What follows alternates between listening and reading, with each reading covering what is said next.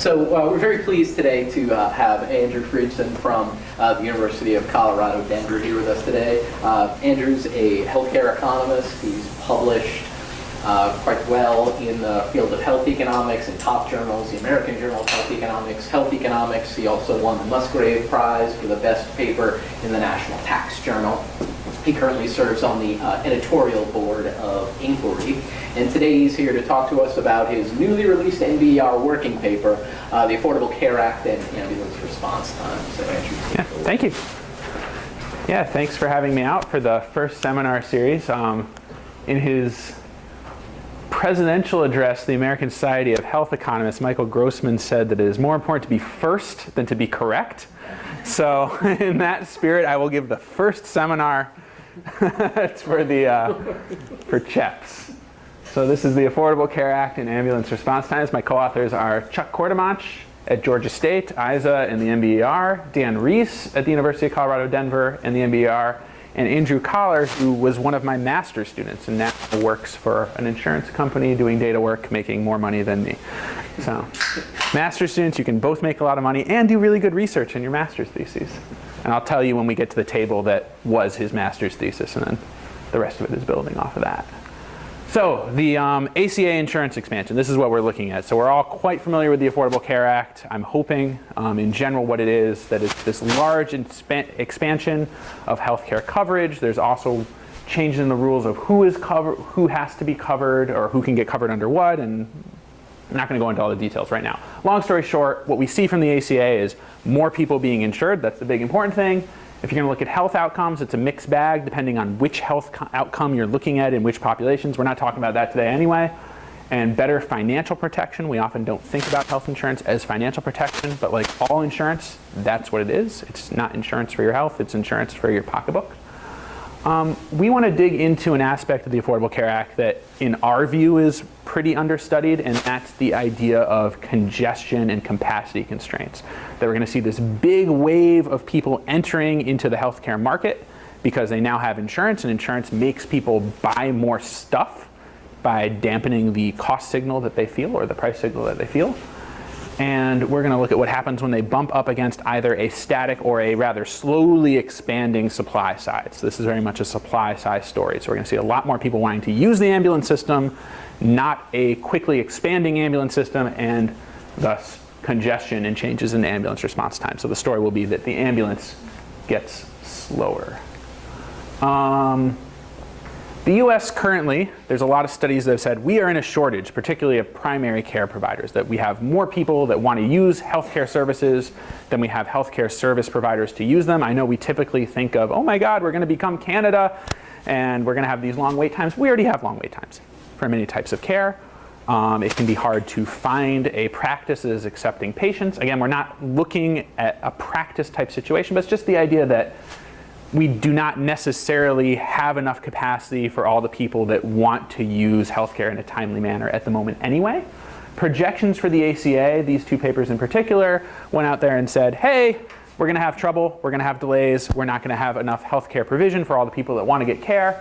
In early evidence, this is New England Journal of Medicine, Sarah Miller and Laura Wary. They looked at all these different healthcare utilization patterns, and there's really one outcome in particular that I'm harping on here, where they said if you're in a Medicaid expansion state versus a non-expansion state after the ACA came into play, you were more likely to have a primary care provider, but you were also more likely to have to wait to get an appointment. So that's the only real measure of congestion with the Affordable Care Act that's been studied to this point. Andrew, what are the major sort of stories in the literature about the drivers of the shortage? Is it government not allowing markets to clear? Is it some sort of restrictions to information asymmetries? What are how are they apportioned sort of these things to explain? There's the literature here hasn't had a lot of speculation as to why this is the case, just that it is the case. One of the big reasons that we think this is happening is that in America, especially relative to other industrialized countries, the returns to specializing in surgery or other non-primary care specialties are far greater relative to primary care in this country relative to others. So because of our free market system, right, we because I put in quotes because the healthcare system is very much an imperfect market, if a true market at all. The returns to going into these specialties is just astronomically huge compared to other countries. So we tend to think that we may, in terms of compensation, just be incentivizing everyone away from these specialties. Some of the papers are saying things like, well, we're making up this gap through specialization within provision, that we're going to switch over to NPs, we're going to switch over to PAs, and other non-physician primary care providers that other literature has shown are just as effective, if not questionably more so, than going to see a physician for primary care. I think it's compensation based, but that's me. There is no definitive answer to that question in the literature. Right, then you would say, well, wages should rise for primary care. Yes? So this study defines that the increase in employment wage, is that for everybody in the Medicaid expansion states, or is that for? Yeah, so it's an average for people. So they're just doing your standard difference and differences, where they're looking at Medicaid expansion versus non-Medicaid expansion. They're using the National Health Interview Survey. So it's of survey people sampled, they were more likely to report than people in corresponding states. Yeah. And one little clarification on that particular outcome. So it's asked of everybody. So it's not just people who were insured before. Exactly. Yeah, right. It's people in that state. So it can, one kind of ambiguity there is it can be the people who were uninsured before, not complaining about it because they feel that they're waiting a long time, but it's not necessarily an increase for them. It's just that they're trying to. Yeah, it could. That's exactly right. It could be just increased salience of the fact that you were going to have to wait to begin for, or a little bit of both. Right. We're not able to, or they were not able to disentangle that effect. All right. So why study ambulances? Ambulances are covered under the ACA. So pre-ACA, it was not universally required for your insurance to cover the ambulance at all. Additionally, we have this Medicaid expansion, and cost sharing for Medicaid is incredibly low. For an ambulance, the highest cost sharing, that's the out-of-pocket that you're going to have to pay as the patient who rides the ambulance, the highest cost sharing in any state is $3 for an ambulance ride. That's really inexpensive. Additionally, right, then you have people who are newly insured and everyone who was insured before. Suddenly, the ambulance has to be covered.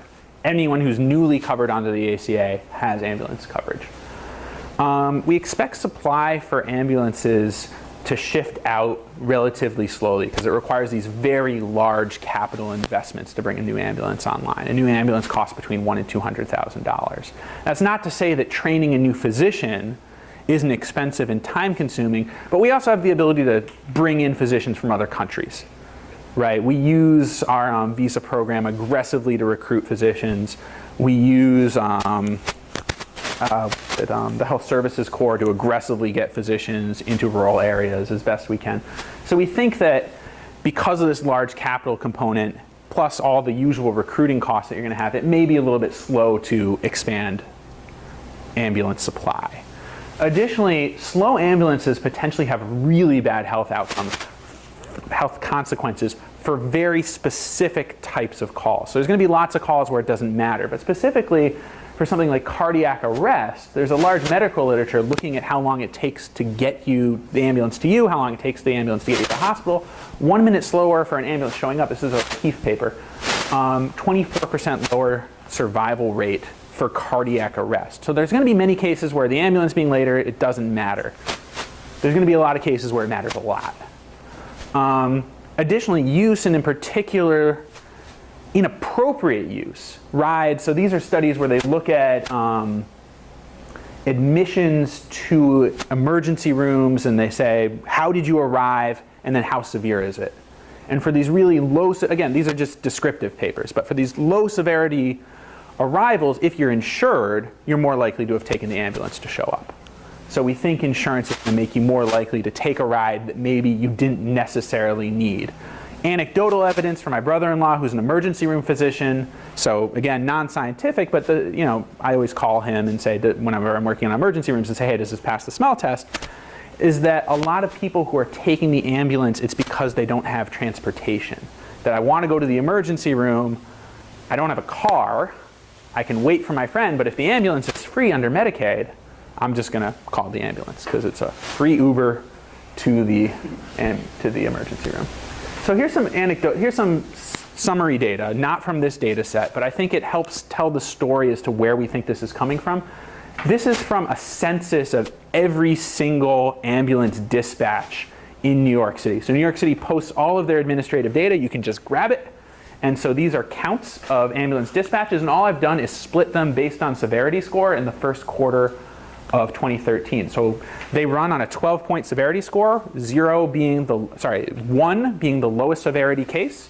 12 actually never shows up. 12 is like you're not breathing and your heart's not beating and you're brain dead. It only empirically goes up to 9. But of the distribution of scores that we see in the very first quarter, I've cut it in half, and then I've just let these score groups over time. Here's the low severity cases, and here's the high severity cases. We see some seasonality. This is around Christmas time, so everyone is lighting their hams on fire.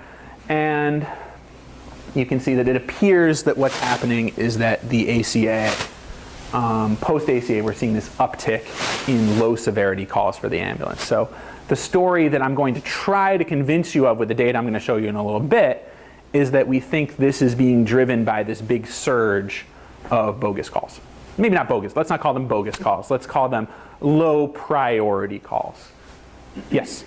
Is New York City data not available prior to 2015? This is the earliest that this data comes online. So this is the earliest year that the New York City Open Data Initiative. This is not the data I'm going to use, but this is just cool data that there's a cool pattern in. Yeah.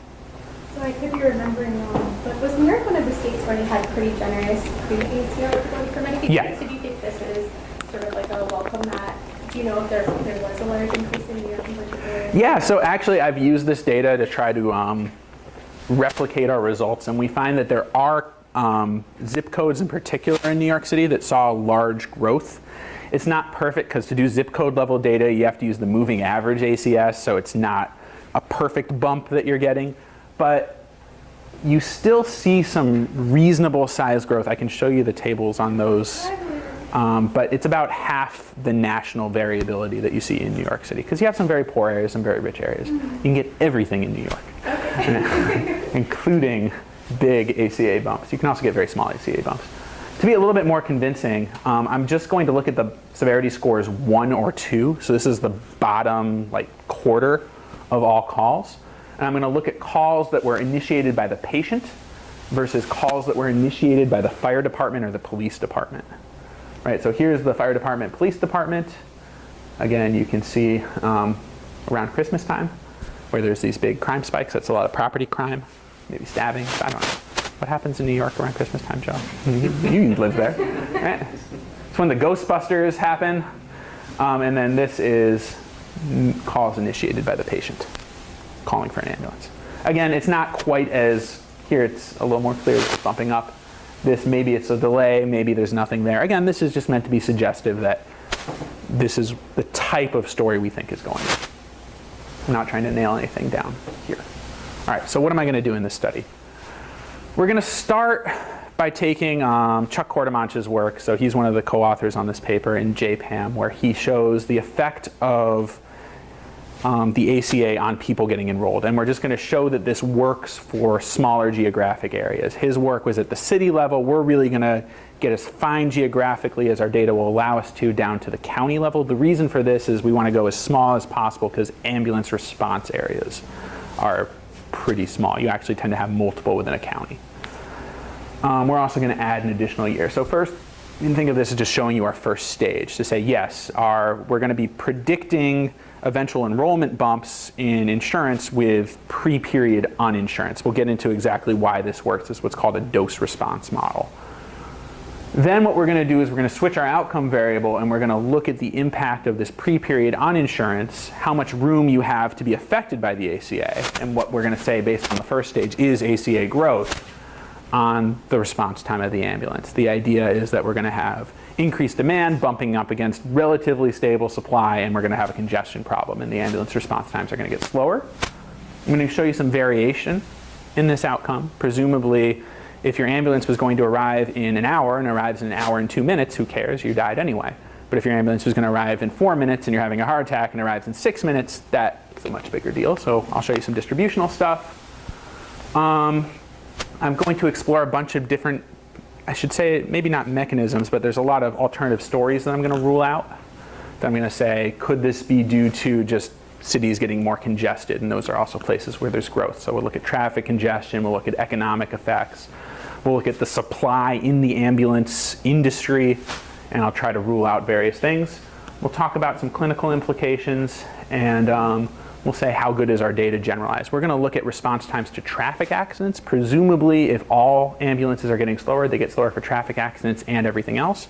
But that's only going to help us if our traffic accident response time data looks like true response time data for all ambulances. So we'll compare our data to some administrative records for some particular cities and see how well it tracks. Also, feel free to interrupt me, grad students, see if you guys have questions too. Not just the faculty that can ask questions. All right, so identification strategy is a dose response. I'll show you the formula in a moment for how this works, but the general idea is that when you're looking at something like an insurance, typically you want to do a diff and diff, where someone gets treated, someone doesn't get treated, and you compare the treatment group to the non-treatment group, and we're trying to back out like an RCT type thing from that. What we're going to do here is everyone's going to get treated at the same time. We have no control group. Well, crap, we're in a lot of trouble. But what we can do instead is say, well, if we think that the ACA is going to move everyone up close to 100%, then someone who was previously at 80% can grow up to 20%. Someone who is at 50% can grow up to 50%. So it's as if we're giving people different doses. And if there's a lot of variation in how much dose you can get, then instead of doing a diff and diff with treatment and control, we're just going to compare all the different dose sizes. So you can think of it as diff and diff is your extensive margin test, and this is more of an intensive margin test. The difficulty comes if you think about it's really easy to figure out what your effect is if you turn a light switch from on to off. That's going to be our coefficient effect, our coefficient estimate in a diff and diff model. This, it's going to be the effect of going from off to on or on to off, but we're using a dimmer switch that's already been halfway is where the actual policy is. So what we want to do is then scale it by where we started or where the average county started. This may become a bit more clear as we go. We're also going to put it, you can think of it as a triple diff type setup because in addition to everyone getting the effect of the ACA, we also have Medicaid expansion versus non-Medicaid expansion. Maybe an equation will make this a little more clear because math always makes everything much more clear. C is going to index counties, S is going to index states, T is going to index time. This is the rate of insurance coverage for our first equation where we're going to try to say how much did the ACA or the potential dose to the ACA, what we're going to use to measure ACA exposure, how much did that actually increase insurance enrollment?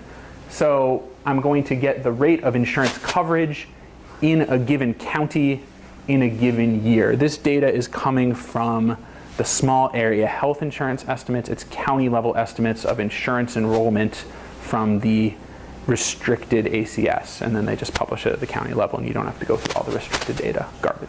So this is an update of what, has this been the primary data source or has it been the birth? What's been the primary data source to get it covered? So increases in coverage caused by the... Increases in coverage has, for us, is coming from the small area health insurance. This is what we do. So the coverage usually comes from the ACS and you just get the county level estimates because you don't need to use the 1% to get, city level estimates. You don't need to get the restricted data to do a city level or MSA. So Chuck's JPAM paper was using core-based statistical areas, which is just you're either an MSA or a MISA, micropolitan statistical area. So it's a whole city. When cities, MSAs or MISAs are somewhere between 5 and 30 or 40 counties glommed together. We're going to split this out into its component parts using the restricted ACS or the publicly available tabulations of the restricted ACS. You run into some small sample weirdness if you're using small ones, but we're going to throw out the small counties.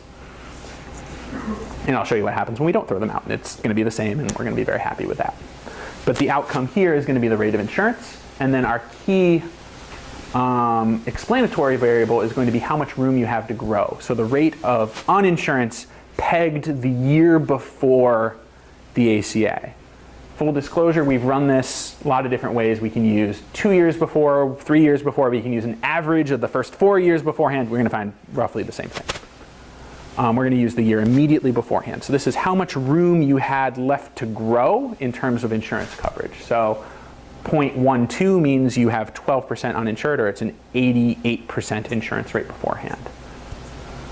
And then, as with every difference in difference, we're going to have post times this, we're going to have post times this times you are a Medicaid expansion state. So what's missing is just this and just post and just Medicaid expansion, but those are going to be covered by county fixed effects and year fixed effects. Oops, sorry. County fixed effects and state by year fixed effects. This is my mistake. That is a mistake. This is correct. So it's state by year fixed effects and then county fixed effects. That answers the question then. So there's no variation in the timing of the expansion that's being expanded? No, there's no timing. There's very little variation here. So there is a tiny bit that a few states expand a few months early or a few months late, and we use the exact dates for those. We can do it where we just naively peg them all at 2013. We can do it where we throw out the early expanders, which we did because Bob Kastner did it, and if he's a referee, we better do what he did. But it doesn't matter. It's such a small, I mean, usually, if you're going to run a master's students, if you're going to run a diff and diff study, you want to get the exact date of implementation because it usually matters a lot. Here, in terms of deviating from that exact date, it's like 3 states by 3 months. It's not a big deal, so it doesn't change much. Okay, so this state by year fixed effects and the county fixed effects are going to remove the need, because this does not vary by county, so I don't include that because that's a dummy variable trap. Let me ask, for the second major term with the Medicaid expansion incorporated, can you just go over a little bit more what that actually is doing? Yeah, so actually what's going to make it helpful is when I put this up, and we're going to figure out our policy effects. So what this is doing is this is looking at the dose response effect, and this is saying let's look at the dose response effect only in the Medicaid expanding state. So effectively what I've done is I've run a diff and diff with Medicaid expansion, and I've run a dose response, and now I've shoved them together into a triple diff, or like a differential dose response. I'm not recovering the original diff and diff estimator because it's soaked up in here, but I don't care about that. What I'm going to do is multiply these estimates, and I'll talk about why I'm going to use these estimates. These should actually have little hats on them. By the median pre-reform uninsurance rate. So this is the idea that the effect from these estimates is going to be the effect of going from 0 to 1, going from a county that is completely uninsured to a county that is completely insured. And that's not what we want. We want the effect of moving the dimmer from partway up to all the way up, from wherever the average partway up was. So we're going to multiply it by the pre-reform uninsurance rate at the median. Maybe the bar should have a median bar instead of a mean bar, but I don't know what that looks like.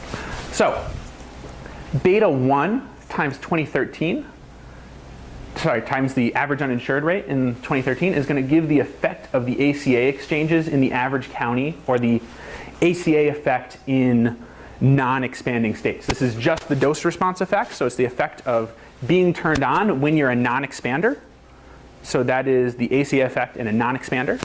This is the effect of the ACA Medicaid expansion in the average county. So this would be the full effect of the ACA in the average county in an expanding state. Okay? So I'm going to, when I report these, I'm going to report these, let me just show you what one of these tables looks like. We'll go back to that in a minute, but I'm going to report my coefficient estimates. So I'm going to report beta 1, beta 2, and then I'm going to report ACA without the Medicaid expansion. That is the effect in the average county in non-expanding states.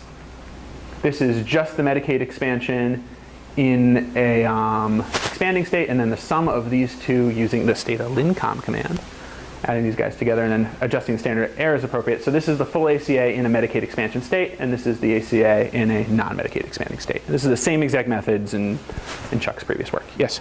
Sorry, so column 1, I'm going to show you the raw, just plain old diff and diff Okay. with just Medicaid expansion, Okay. just to make sure that it still passes the sniff test. Because these are kind of known estimates, and they're going to match up. That's why I didn't want to go there yet. Okay, a couple of technical notes. What I mentioned before, these come from the 1% ACS. They use the same data, but from the CBS level. We'd have to go to a data center to get these things if we wanted to tabulate them ourselves, and the small area health insurance estimates are just, you can just snatch them, so we just snatch them. We're going to throw out counties that have under 10,000 population, because if this is a 1% sample, that means there's less than 100 people in that county that they are doing the estimate based off of, and we don't have a lot of confidence in those estimates. I'll show you that this restriction doesn't actually matter all that much for our results. And we have more stringent restrictions. We're going to do the same thing. When we do county level estimates, we're going to weight our regression by the 2010 census population of the county. The idea is we don't want to count a really tiny county the same as a really big county in terms of the overall effects. And so the average period uninsurance rate is a little under 18%. I'm going to vary this based on the subsample. So if I run a subsample, I'm going to figure out what this was for that subsample and run it correctly. Yeah? This is a nationwide estimate. Are you saying that 80% of the population is insured? I am saying that before the Affordable Care Act came out, the median county in the United States had 80% insured. That would be for adults of all income levels. Yes. It's pretty high. We keep hearing of the substantial fractions. Well, there's a lot of variation, right? This is, again, this is an effect at the median. There's tremendous amount of variability. But yeah, the weighted average of counties based on population was 80% in 2013. Now, the point of the Affordable Care Act was not to get everyone insured. I mean, you could argue it was, but the point of the Affordable Care Act was that the insurance that a lot of people could get was rather garbage, and that the people who were priced out were often the people who most needed insurance due to their health status, that we were throwing the sickest and weakest among us to the wolves, is one way to look at this. I'm not so interested in why this grew and more that it grew. But yeah, that's the number from the American Community Survey. Okay, so these are the results for the insurance model. This is just a straight diff and diff. So, I mean, we can post these, but really this is the only one that we have any confidence in a diff and diff model. And that would be that being a Medicaid expansion state meant that your average county saw 1.3 percentage points more insurance. Oops, let's not, as much as I want my water bottle in the frame. We can look at the differential dose response model, and what we're going to find is that the average county from the Medicaid expansion, so this is again just using 0-1 variation, we're going to get a lot more play out of taking advantage of the differences in the dose, and that the average county in a non-Medicaid expanding state was seeing a 3 percentage point increase, again off of our median. This is quite a large percent increase. And that the average county in a Medicaid expanding state was seeing about a 5 percentage point increase. And these match up pretty well with the results in the other paper. The other thing I should mention is that over Chuck's paper, this has an additional year of post data. So they're a little bit bigger because there's a little bit more time for people to get with the program. Okay, so ambulance response times. This data source is actually pretty interesting. This is the Fatality Analysis Reporting System. So this is a census of every fatal accident in the United States. And it's kept by National Highway Traffic Safety. And usually this is used to keep track of, well, who's getting into crashes, who's driving drunk, things like that. Is police enforcement saving lives, by giving out tickets? Where are the hot spots? Stuff like that. It's a sense of all fatal accidents. So to show up in the data, the accident has to be fatal. So there might be some sample selection stuff I'm going to talk about a little bit later. The other issue, which I'll show you is not a problem, is that the relevant outcome we're going to look at is there's 2 timestamps. One for when the ambulance was notified and when the ambulance showed up at the scene. I'm just going to take the difference, and that's going to be the response time. I also have when the ambulance returned to the hospital. We'll talk about that a little bit later because that's kind of there's a few reasons why that one might change or might not change. This is not present in all of the data. So there could be a problem with it being selectively showing up, and I'll show you later a test that shows that it's not selective. And when it's showing up, it's just sometimes it's in the police report, sometimes it's not. So it's like, if I'm remembering right, it's like half the time, right? Half the time it's not in the data, yeah. Yep, and it seems like it's just kind of institutional based on some places are really good at keeping track of this and some places are not. But there's some cities that we don't have much information on, and some cities we do, but it's not in any way related to the ACA rollout. So we can use whether or not this shows up as the outcome variable, that's what I'm going to show you a little bit later, in essentially this regression, and we're going to see that these are all pretty precisely estimated zeros. So this has no impact on whether or not things are showing up in the data. So yeah, so just in terms of the treatment effect you're identifying, you mentioned geography as being one driver of whether there's reporting. How if I were to look at a map and see where, or my I haven't seen any pattern in it. Yeah, I mean, that might be a cool map to put up there to show, you know, percent of reporting based on geography, and it's just going to be weird gray blobs. Have you what are the important for the correlated with the policy you're interested in? Have you looked at what are the things that predict whether there's? No, I haven't. I could. It's not a rabbit hole I want to draw a lot of attention to, but yeah. It's one that's drawn a lot of attention, right, in the alcohol literature about whether there are, Yeah. you know, blood alcohol content tests that happen at the scene and whether that, what those things are related to. Yeah, so the way that the data gets recorded, is that different states are pulling these off of police reports, and it's just, I think, based on what's on the form, that some forms have this and some forms don't. So when the form has it, it gets filled out. And when the form doesn't have it, it doesn't. Now, there's other data like the NEMSIS, the National Emergency Management Information System. And that data actually has run sheets from the ambulances. But it's completely geographically unidentified. You can't get any geographic information on it. So that has exact moments for every single ambulance, but it has zero information about where the run happened. So I've been on the phone with those people trying to get that data, and they're useless. So that data exists, but not here, because that's literally a button in the ambulance that just gets recorded and printed out in the ambulance run sheet. These are coming from police reports by and large. Okay, so we're going to switch up the empirical strategy very little. The only difference, the unit of analysis is now an accident, because we do have a census of all the accidents. So we now just have a little subscript A. The prediction, this stuff is all going to be exactly the same, but now we're going to add a bunch of accident level controls. Information on the weather, because presumably from year to year we may have worse weather years in places that maybe have more enrollment or something like that. We're going to have the time of day, and we're going to have the day of the week, because traffic and traffic fatalities, drunk driving, they vary by time of day and day of week. I'm going to add in a battery of other controls. Effectively, I'm going to show you a whole bunch of tests of the type, let's look at this model, and now let's throw in some more controls and look at the model again and show you that beta 1 and beta 2 don't budge. The reason why I don't just throw all these controls in is that they're from different data sources that have limited geography. So if I throw in all of these controls at the same time, the sample size just goes. So we're going to do them iteratively. Say, let's check this one. Okay, nothing moved. Okay, now let's check this one. Nothing moved. Let's check this one. Nothing moved. So same as before in terms of techniques. I'm not going to weight by population, because I'm no longer counting one county, one observation. It's one accident, one observation.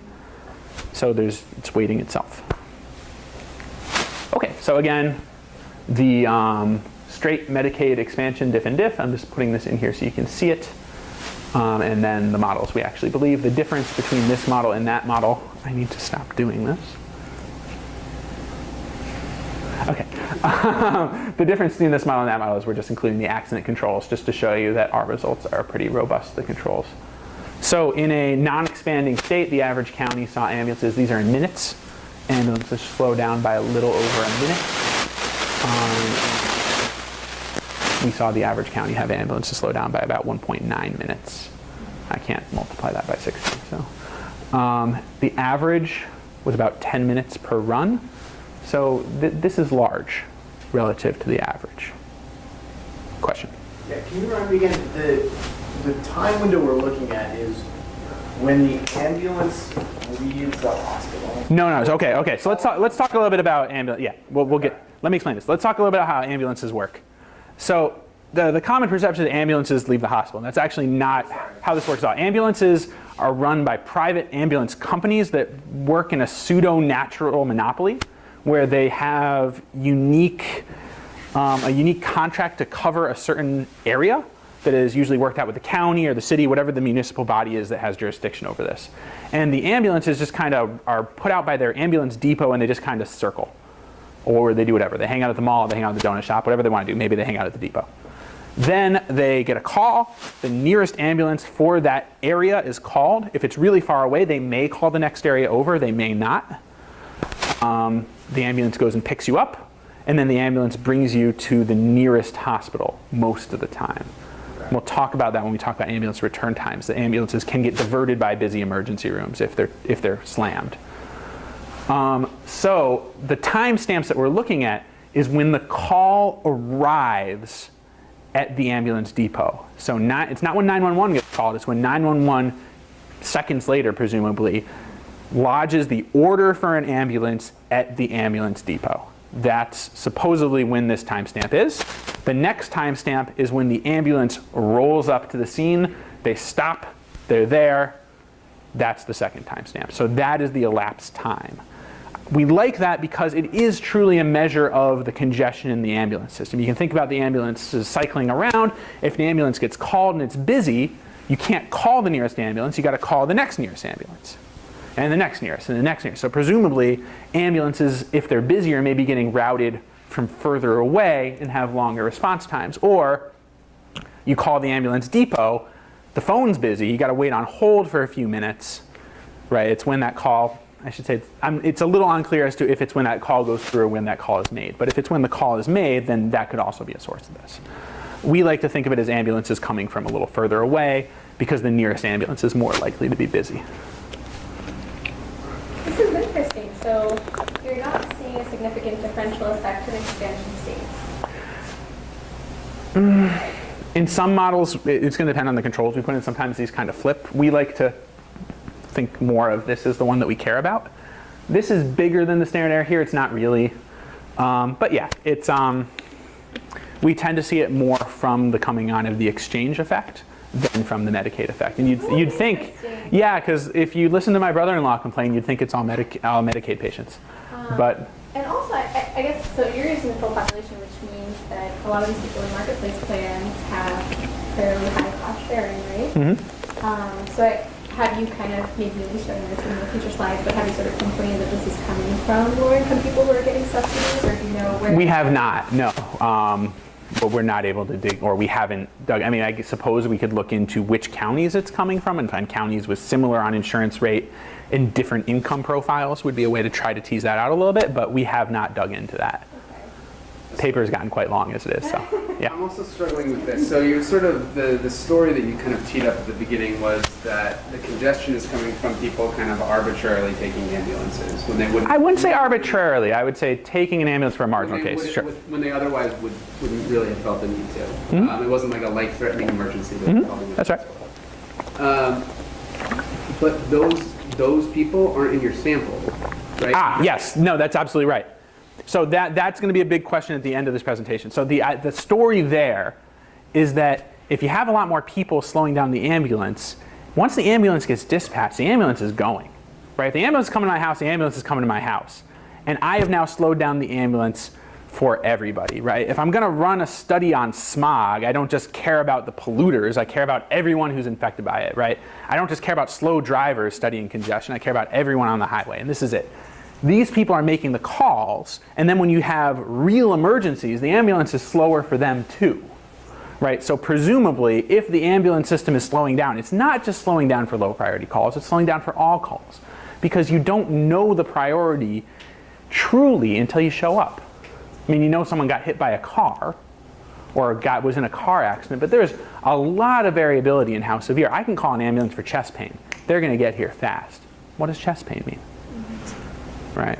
I can tell you, I'm being recorded, so I won't tell this story, but I'll tell a story about my friend working the ambulance in Binghamton that was called to a couple's house for chest pain, and, well, I'll tell you after the camera's shut off. But I guess, so I'm thinking, like, the faster the response time, the lower the probability that there's a fatality, right? As you observe, right? So. Yeah, so now you're worried about the selection problem, and I'll show you tests for selection. I'll show you selection. I'm not convinced that it's just a sort of tag-on story, that you're just showing that there is congestion that would. Yeah, what you're worried about is they could be slowing down, and then we're going to see more fatalities. So there's two ways to think about that. One is something's changed compositionally, and we're worried about that because now we're just picking up compositional changes. Because people who are more likely to die are also more likely to call the ambulance, and now they're more likely to show up in the data. If it's caused by the slower ambulance, then that's an outcome, and I can just track the number of fatalities and count them up. And then that's still part of the policy effect, and that's fine. It's okay to include that. Yeah. So I was back to the earlier point about, and you don't, I understand you don't want to make too much between the distinction between the Medicaid expansion versus the ACA. Yeah. But is there anything that in terms of, in this last discussion got me thinking about that, the populations that were affected by the Medicaid expansion versus the populations that were affected by the ACA? Is there anything that would lead you to believe, because all this is coming from is just, it's not the people who are riding in the ambulance that are in your sample that's causing this, just as you said. It's by more people calling. In fact, none of them are in my outcome sample. They're in the right-hand side, but none of them are in the left-hand side. It's coming from Right. So is there something that, composition might be different about people who enrolled because of the ACA rather than the Medicaid expansion that leads you to believe that they might be more in this like the nuisance call group? Yeah, I mean, my prior was that they were going to be more nuisance calls just because the previous medical literature, Medicaid, tends to be really likely. But it seems like this medical literature is not terribly well done. They're just taking crosstabs, right? It seems like it's just insurance that bites. And part of what might be going on is just there may be something here that's just noisy, and we have a bigger effect here, so it's going to be more likely to pop. And we have an even bigger effect here, so it's more like the pop when you add them together. I've tried to stay as agnostic about that as possible, because when you start getting into telling these stories, that's when you really get into trouble and get crushed by the referees, right?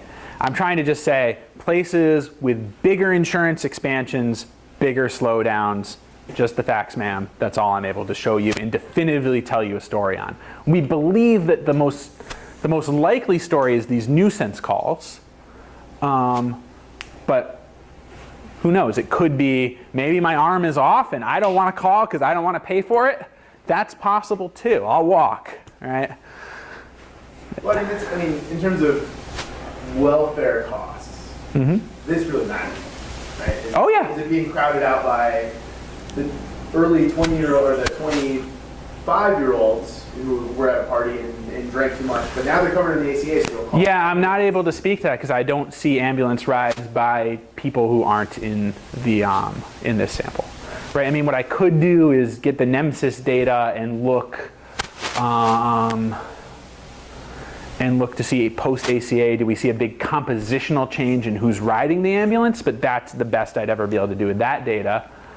We've played around with this data, and we can show that low severity cases bump up more in places that saw high ACA enrollment growth.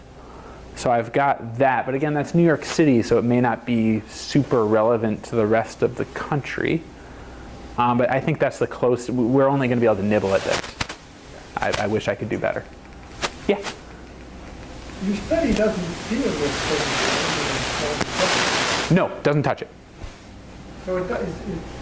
That's The policy, what struck me about this, the policy issue is why don't we charge people for going to the, calling an ambulance when it's not justified? And we have New York City debate. yeah. That is the obvious policy solution to that problem. What you're studying is the response of the ambulance industry to calls. Yep. And it really is quite separate matter. Yeah. So one of them is. Problem involving excessive use of ambulance. So what you're suggesting, if you're going to talk about excessive ambulance use, is like when you get into like policy prescriptions. This is an issue. How could we potentially solve it? Yeah, charging people for a bad ambulance ride, it would be a way to do that, right? Say if it turns out your ride was unneeded, we're going to fine you. Then that may be a way to deal with this problem, but it doesn't change the fact that this problem exists in the post-ACA world. Yeah. So this may be kind of a little bit tangential, but I know a lot of times when an ambulance is called, sometimes if a fire department is closer or more able to respond, a fire truck. I'm getting there. I'm going to get there in a minute. So what you're getting at is the difference between advanced life support and basic life support. That there's fire trucks will often go first to provide basic life support because we have a lot more fire departments and ambulances, because a long time ago things caught on fire all the time. Today things still catch on fire, but not nearly as frequently. And so we have a lot of fire trucks that are free to come provide basic life support. But there's a difference between that and, in fact, That's what is on my very next slide, right? So there's guidelines for response times by the EMS system. There's this trade group that puts out recommendations, and they want to see basic life support. That is your fire truck, show up within 4 minutes. So CPR, AED, automated external defibrillator, they want that within 4 minutes. 8 minutes is the recommended response time for advanced life support. That is all the stuff that you have in the ambulance. Now, this has come under a lot of fire in some groups that kind of say, well, 8 minutes, yes, but there's a tremendous amount of variation based on the type of call it is. For some calls, 8 minutes is going to matter a lot. For some calls, 8 minutes is way too slow. For some calls, it's really good. But the general goal that's in a lot of these EMS contracts with municipalities is they want to get 90% of their runs faster than 8 minutes. So what we're going to look at is binary outcome variables for 4 and 8 minutes. Is the run slower than 4 minutes? Is the run slower than 8 minutes? This is saying the ambulance beat the expected or the hoping time of arrival for the fire truck. Right? 8 minutes is the cutoff that we're trying to hit if you're an ambulance company, based on the what's the name of the group? The trade group that puts out guidelines for running emergency management. It's in the paper, I forget the name. And then I'm also just going to look at slower ambulances to get a sense of where the rest of the distribution is. This is the 75th and the 90th percentile. Interesting, 8 minutes was the median runtime. So clearly we're not hitting this 90% goal unless this is a very spiky distribution. It's not. I mean, as evidenced by the 75th percentile not also being 8 minutes. So I can show you being slower than 4 minutes, and you're going to see there's no effect here. So there's not any change in beating the fire truck, but 9% more, 9.6 percentage points less likely to hit that 8 minute cutoff for the average county post ACA, and very similar number for 13 minutes. So it seems like it's pretty slow across the board once you're getting to when we expect ambulances to try to be showing up, or this cutoff time, and slower than the cutoff time. It's not making the really fast ambulances any slower, but it's making the ones that are close to the contractually relevant cutoff. I'm not going to say it's clinically relevant, it depends on the case. And then later in the distribution, we see big effects here. And the really slow ambulances aren't slowed by as much, but percentage-wise, it's quite a bit. Yeah. So this is the 2014 and 15 period lumped together. Yeah. So do you see any kind of like learning in the second year versus the first year? No, the numbers are pretty similar. I mean, I also just don't think 2 years of data is tremendously a lot of data. I mean, 84,000 observations seems like a lot of observations, but a bunch that's in the pre-period, and you know, you're spreading it across the entire country.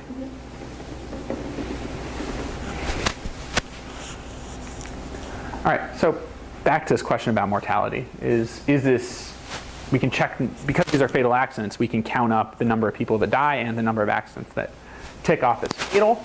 I can also look at return time. So return time I don't think is nearly as good of a measure. Well, it's a less clear-cut measure of congestion, right? Because once you get to the patient, post-ACA, it shouldn't change how far away the patient is from the hospital. So slower return time could be a measure of traffic congestion. Could just be you're riding on more congested roads. So if you're going to see time to the accident get slower, but return time also gets slower, that might be traffic congestion. But if time to the accident gets slower, but return time does not get slower, then that seems more likely to be due to ambulance congestion, trying to get an ambulance to show up. However, if there's emergency room congestion, you could have been diverted to a further away emergency room. So it's not necessarily going to be a measure of traffic congestion. So we're going to use direct measure of traffic congestion. But as it turns out, it doesn't really matter because the effects are small relative to the standard errors. I mean, maybe it's a minute slower, but none of these are statistically significant. It's pretty noisy. Number of fatal accidents, maybe there's something there. But it looks like if there are increased fatalities, they're not coming from response times to accidents. They're coming from response times to something else. Do you have any evidence that the ACA limited sort of hospital choice for people, so that the ambulance just goes to the closest hospital normally, but maybe after the ACA? So you're going to get in the ambulance and you're having chest pain, and they're going to say, we're taking you to City Hospital. No, I can't afford it. I'm pretty skeptical that if you're riding an ambulance, you're going to be backseat driving.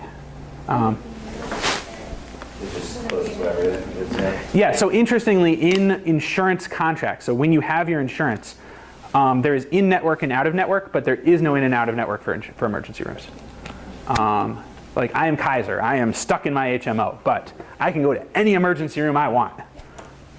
So I'm kind of skeptical of that channel. When you would see that here, right? Right. That if you had like bargaining going on or something in the cab. You'd see it in the return time, right? Right there. Yeah, go further, exactly.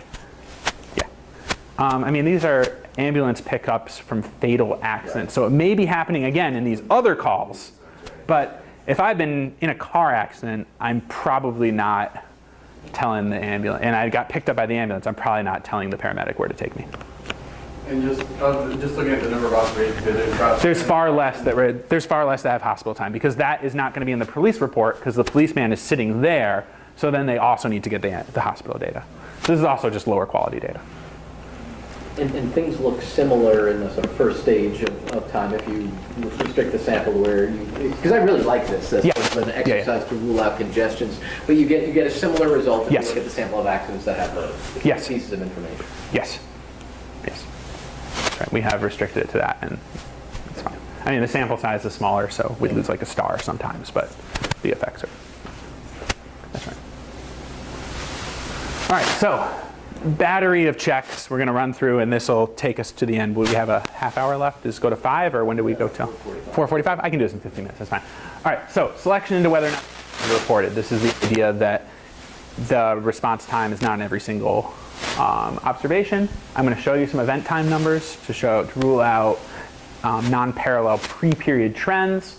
I'm going to show you pooling the uninsurance rate. If you think 2013 might have been a filter dip year, we can use previous years to make an average. I can make my referees happy by getting rid of early Medicaid expanders or ones that did not, different types of weird things going on with state Medicaid. And I can look at selection into the sample post-ACA. So what we're going to say is that if you're going to enter into the FARS, you have to have someone die. So I can look at the characteristics of the person that's dying, how they died. Maybe I have insurance, so there's moral hazard. I know I'm insured, so I'm less likely to wear a seatbelt, and now I'm more likely to die, and it's going to change my sample composition. I'm going to rule out seatbelt wearing, drunk driving, drugged driving, running into inanimate objects, so bad driving. And we're going to look at racial compositions of the drivers to just make sure it's not really hitting certain demographic areas or the expanders, and maybe they have different cultural norms for driving. Alternate stories, I'm going to rule out traffic congestion. I'm going to rule out economic activity, which is correlated with traffic, and a supply shock. And then we'll see if this sample of response times looks like response times to all ambulance runs for certain cities. Short answer to that, in cities, yes. If you look at an entire state, which is going to include rural responses, no. That the entire state data is going to be much slower. So this is going to be a really good story for urban and suburban areas, but when you're getting into, we're going to compare it to Florida's census of all ambulance runs. When you're going out into the Everglades, there's far less traffic fatalities out there, so you're going to get less of those, most of those things, but you're going to get more calls for alligator attacks and things like that. All right, so were ambulance timestamps missing in the data? No. There's no relationship to the reform. So yes, they're missing, but no, it's in no way related to the policy. Pre-trends. We can break out each year pre, and we're going to get 2 stars out of 1, 2, 3, 4, 1, 2, 3, 4, 5 out of 20 regressions. Oh, sorry, 24 tests. It seems reasonable that there's no pre-trends here. All right, I can use the average. It's going to be a little bit smaller, but it's pretty similar. It's still over a minute slower if I'm going to use the average uninsurance rate from 2011 to 2013 rather than just the 2013 uninsurance rate. I can exclude early expanders that did not fully expand. So these are states that had some type of Medicaid expansion ahead of time, but then did not take the ACA expansion. Early expanders that then took the Medicaid expansion, and all early expanders. And the results are going to look, qualitatively similar, but we're going to get some bouncing around as we drop certain states. And these categories are just because this is what was in that other paper that they're going to want to see. All right, so I can use crash characteristics as an outcome to see if the ACA changed the sample composition. We're going to see a little bit of a kick on black males. So it's 2 percentage points more likely that it was a black male driving the car. Slightly more likely as well on some of these variables for a Hispanic female to be driving. So to the extent that you think that these drivers could be driving the changes, I don't really think these demographic variables explain a lot. Age could matter. But the ones I think are more worrisome: did you hit another automobile, stationary object? Did the police suspect you of drug use? This is your moral hazard question. Were you drunk? Again, moral hazard. There's nothing kicking on these. How old is the automobile? So the ACA is a wealth transfer. So maybe you could then afford a better car and you're less likely to die. So was there a change in the composition of cars that were getting into accidents? Because our newer cars are safer. And the answer is no. And were you wearing your seatbelt properly? We can also pull data from the county business patterns. So these are county level regressions. And I can use as outcomes the number of employees in ambulance services, the average annual salary in ambulance services, the number of establishments in ambulance services, and there's no pattern with respect to any of these guys. Then what I can do is use some direct measures. This is put out by Texas A&M has this, yes, sorry. Wouldn't you expect that there would be more employment? You would. So the fact But maybe not, right? Because these are small establishments and the thing that's hitting them at the same time. So one thing that we worried about was actually that there might be shrinking. Because the other thing that's hitting at the same time as the ACA is the requirement to provide health insurance if you're over 50 employees. Or if you're over 10 employees, depending on what type of business you are, right? So what we're worried about actually is that these small ambulance shops are going to say, oh, we can't expand. Or maybe we're going to even cut back because we want to stay under the cap at which we'd have to provide health insurance for our employees. And so it may even be, it could even be that we have the perfect storm where not only are more people using the ambulance, but ambulance systems are trying to, cut down their staff a little bit to stay under these statutory cutoffs. So, I mean, I would even think that I was worried these were going to get some stars, and then I'd have to tell a slightly more complicated story that we've got Harvey and then Irma coming, and it's just going to kill our ambulance system. Is this also your story about big capital about why? I mean, I think what Chris, yeah. Are you getting at sort of why there wouldn't be sort of a response to this? Yeah, because also I can hire more, I can pay more, but there's only so many. I mean, if I shove 5 paramedics in the same ambulance, I still have 1 ambulance, right? And these ambulances are running. the standard error is very large, so you can't say anything. Yeah. But The other thing is the county business patterns is not. Employment is twice the mean. The loss in employment 473. compared to 294. Yeah. So Yeah, it's possible that there's a big effect there. it could be. It could be. That's right. So it is also possible that we have this secondary punch coming through that is further crippling our ambulance system. Possible. The county business patterns is not fantastic data. You have to have at least 3. So this is a really selected sample. It has to be counties that have at least 3 different ambulance service providers. So we're not seeing like single county providers or anything like that. Or counties with 2 providers. So I don't have a tremendous amount of confidence in these, but it's certainly possible, yes, we could see this contraction. And I'm more than happy to write that note into the paper. If need be. Traffic congestion. Hours lost to traffic. This is an variable estimated by this Texas A&M Transport Center for the 101 most populated metropolitan areas. They also have the travel time index, which is the ratio of rush hour to not rush hour, how long it takes to get between a fixed distance. And we can include these variables, and you can see these main estimates don't budge as we include direct measures for traffic congestion. The other thing we can do is use the EPA's air quality monitors. and use monitor data for particulate matter that is known to be caused by cars, about 50% of CO, this is pulled straight out of a Janet Curry paper, so I know it's right, about 50% of carbon monoxide, 25% of nitrogen dioxide, and 10% of particulate matter is attributable to vehicles, to automobiles, or motor vehicles. And you can see right next to each other. Again, it's a selected sample because EPA monitors are only in pretty densely populated, well, I don't know exactly where they are, but they're selected where they are, right? But you can see when we include these measures, the numbers don't budge. The reason why I didn't just throw these all in the same one is that some monitors only do CO, some monitors do NO and CO, but not PN. There's differential based on which monitor pulls what.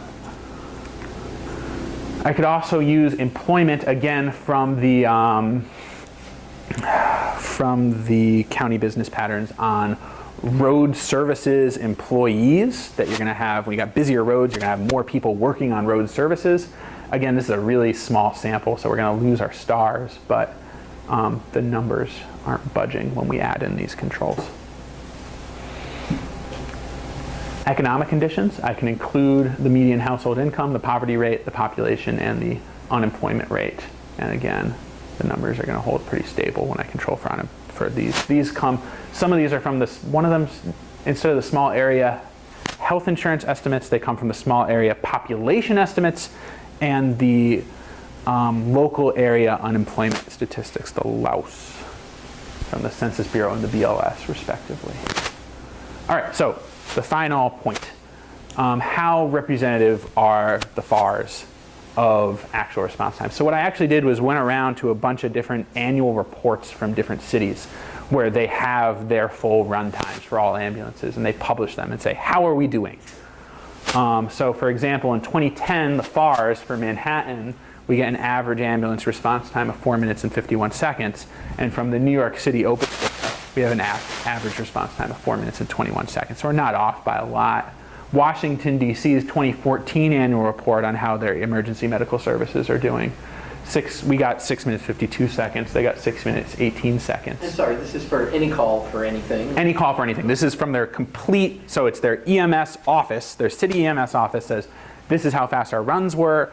I take the municipal boundaries, put them into the FARs, count up my average and say, what is the, so this is our average in the same year for response times to fatal accidents, and this is their published average for all ambulance calls. Oklahoma City, we're like dead on, and Milwaukee, we're actually pretty good. We're pretty far off when we look at the entire state of Florida. And what that says to me is that it seems that the FARs is not going to be as good of a measure when you're going to look at rural calls. Part of this could be, well, in this I'm not throwing out rural calls, but part of it could just be fatal accidents when you're going in a rural area. You're probably not sending an ambulance, you're probably sending a helicopter. And that's not going to show up in ambulance response in the FARs.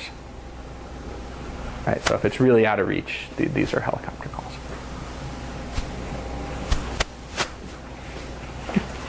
Something when you looked at some of those potential compositional changes.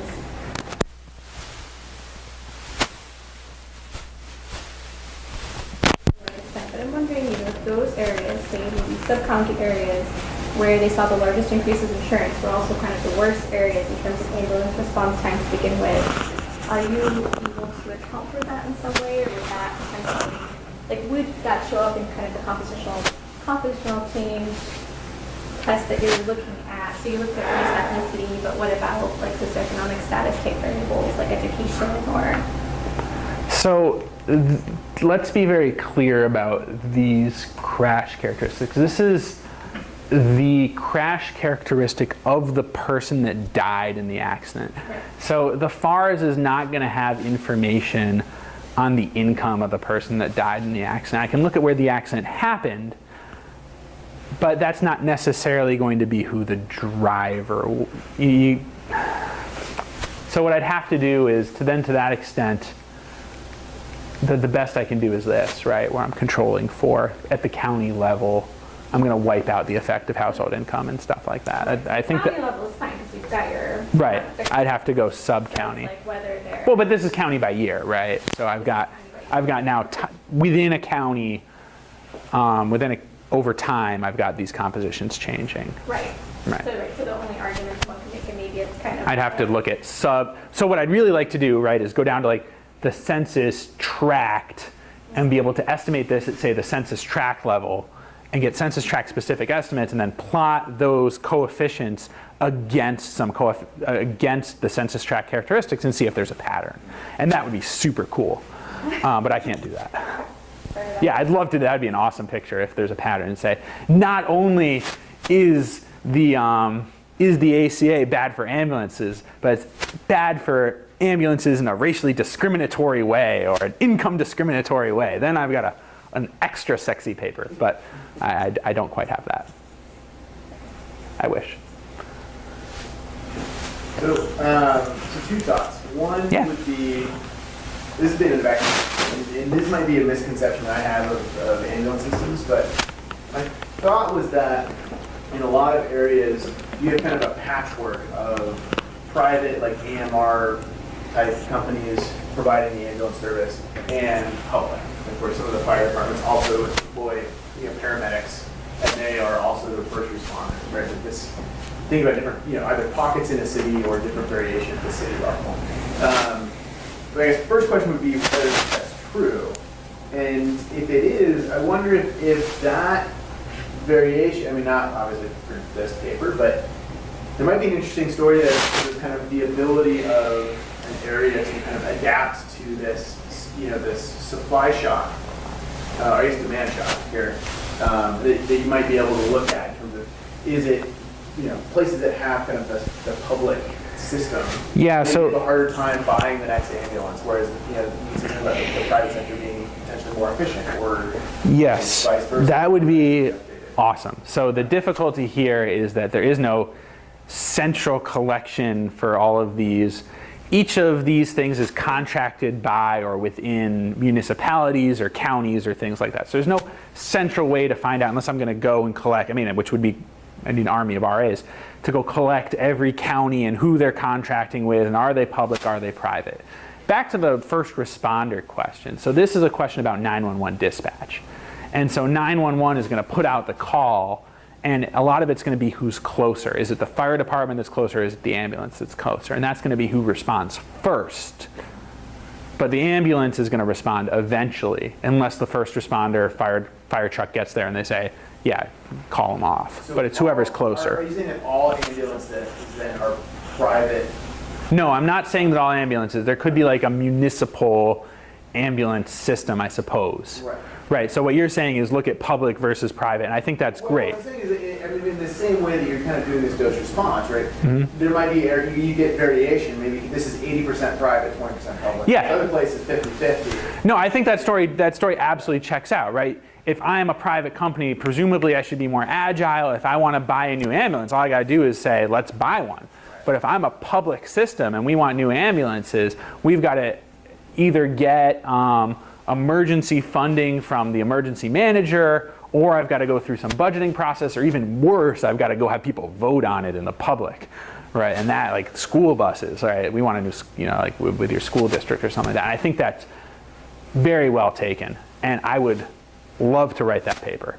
The issue is I'd have to be collected. The data is as many different ambulance systems as there are. That's how many different people I'd have to talk to get that data. It's not an insurmountable task, but man, it's a pain in the butt. How many master's students you guys have? Not that many. Not that many.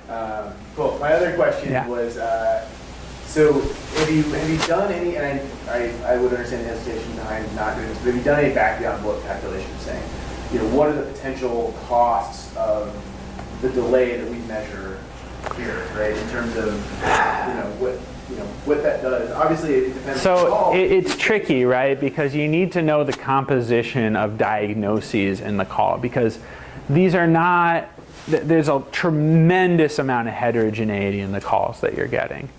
And all we can say is that for certain types of calls, it's going to be really bad. And for certain types of calls, it's not going to matter. I have not, is I guess the short answer is nope, I haven't done it. But yeah, I think that's exactly right. That this is going to be really expensive in terms of dollars or value of statistical life or qualities or however you want to measure it for certain sets of the population. And for other sets, it's just some wait time. It's 2 minutes of your salary.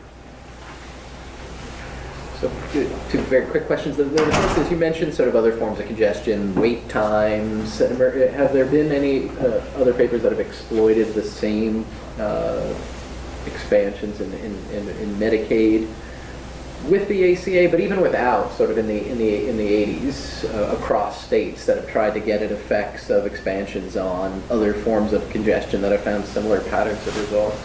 No, not that I'm aware of. This congestion is just not well studied in the, because in the 80s, what type of data did we have to look at this as an outcome, right? I mean, we're used to thinking, a lot of us as trained labor economists, right, are used to thinking about all this really great labor data, but it's because the labor economists have been in bed with the data collectors in the government for a long time, and they have really high quality data, which is why they have all the best estimators, right? The healthcare data, it's just like begging insurance companies to give you stuff and then spending your whole entire life cleaning it because it's not geared for analysis, or getting some government administrative data that again was not geared for this at all. It's all geared for processing claims and stuff, or processing patients. And the real heavy lift in health economics that's kind of held it back as a field is data quality. Sorry, healthcare economics. I want to thank Andrew so much for the great talk.